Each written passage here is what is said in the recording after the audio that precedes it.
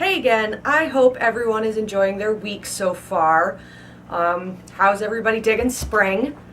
For those of you on the crappy end of the weather stick, like myself, I hope it starts getting sunny and nice out where you are so that maybe you can start enjoying some sunshine and vitamin D. Before I get started, I would like to take a minute to thank all of you guys for liking and subscribing and commenting. I really do appreciate it. I'm having such a good time talking to you guys in the comments and on Twitter. Keep coming because there's nothing I like more than going back and forth with all of you. Also, I would like to apologize for taking a while to get back to people or to, subscribe back or follow back or anything like that. We are having a crazy hectic week over here lately, so I'm trying my best to keep up. I'm still sucking at it, but I promise I'm not ignoring anybody. I am trying to keep up with all of you guys. It just takes me some time, but I have been trying to catch up these past few days. Just bear with me. I'm noobing out. Hopefully it'll pass soon and things will calm down. But yeah, like I said, I'm really sorry if it takes me a little bit to get in there. All right, on to the discussion. This particular topic was inspired by a Twitter discussion that I ran across last week. I saw this discussion on the BookTube hashtag, and my mind has just been turning it over and over and over ever since then. I've been having a hard time putting it out of my head, and it's just really been nagging at me, and I feel like I need to say something about it. So, there are a few people on Twitter who were mentioning things like, "My parents think reading is stupid. My parents think reading fiction is a waste of time. My parents want me to read educational things. And what's the point of fiction if it's fake?" My brain just cannot process these things.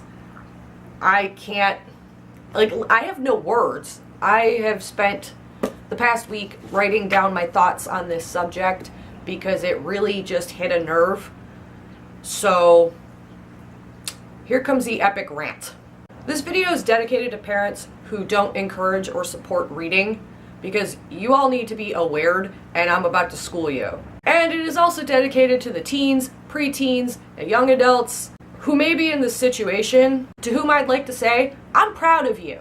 I love that you love reading. There's a place for you here on this channel and in the BookTube community. So parents, let's begin your formal education and support your damn kids. Number 1.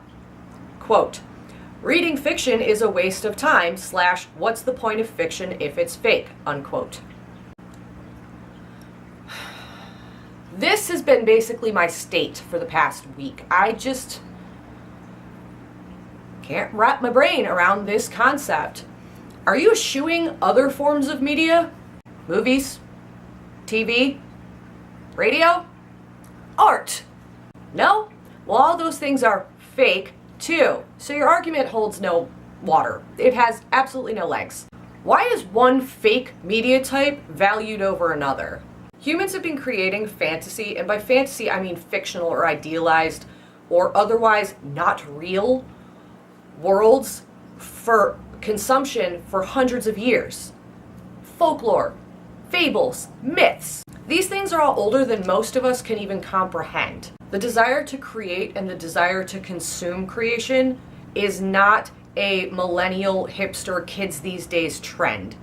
This is not new. This has been going on for centuries, if not longer. So please, just stop. Some people consume fiction for entertainment, some for escapism, others insight into themselves or the human condition, others still for a sense of connectedness. These things are not a waste of time. In fact, one could argue that anything and everything is a waste of time. I personally find doing the dishes and doing laundry to be a gigantic waste of time. But let's imagine a world where no one does the dishes and no one does the laundry. Think about it. It's not a pretty or sweet-smelling picture. There's a quote that I think sums most of this up. Haruki Murakami. Pretty sure I said that right. If not, I'm sorry. The quote is, "But when you experience the fake as real, it can be real. We are living in a fake world, but we find reality in it." Moving on to number 2, reading educational things. All reading is educational. Did you understand the words that came out of my mouth? Let me repeat them. All reading is educational. Period. Full stop. I should not even have to elaborate on this. Really, I shouldn't. Did you know reading stimulates creative activity in the brain? It triggers inspiration. Reading expands the vocabulary. Reading broadens our horizons culturally. Reading exposes us to new ideas.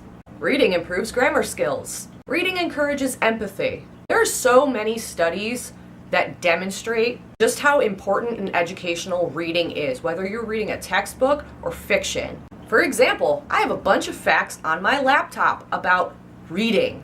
I'm going to read some of them to you. Reading skills correspond with one's ability to communicate effectively, be an informed citizen, earn a higher salary, succeed in a career, achieve personal fulfillment. Literary readers are 3 times as likely to attend a performing art event, 4 times as likely to visit an art museum, 2.5 times as likely to do charity or volunteer work. Children who read well do better in all subjects in school. And now some scary statistics. 44 million adults in the United States don't read well enough to read a simple story to a child. More than 20% of adults read at or below a 5th grade level. This is far below the level needed to earn a living wage, mind you. 21 million Americans cannot read at all. 45 million are marginally illiterate, and 1/5 of high school graduates cannot read their own diploma. So that should basically tell you everything you need to know. Parents, if your biggest concern is your kids spend too much time reading, you need to take a seat, take a deep breath, and chill. Support your children in their endeavors. That's your job. Particularly if their hobby or pastime or interest just so happens to be something that has proven demonstrably to have positive effects on their lives. So many parents struggle with reluctant readers. Take a minute to really consider whether your child's leisure reading for an hour or 2 or 5 a night is honestly a problem in the grand scheme of things. Pick your battles and encourage your voracious readers to continue reading and writing and creating. We need those people in society, and you're doing no one any favors by trying to stamp out their inquisitiveness and their passion because you'd rather they be reading a textbook on calculus or anatomy 24 hours a day. There's a time and place for nonfiction, and there's a time and a place for fiction. Both have equal merit. Both are valuable in their own ways.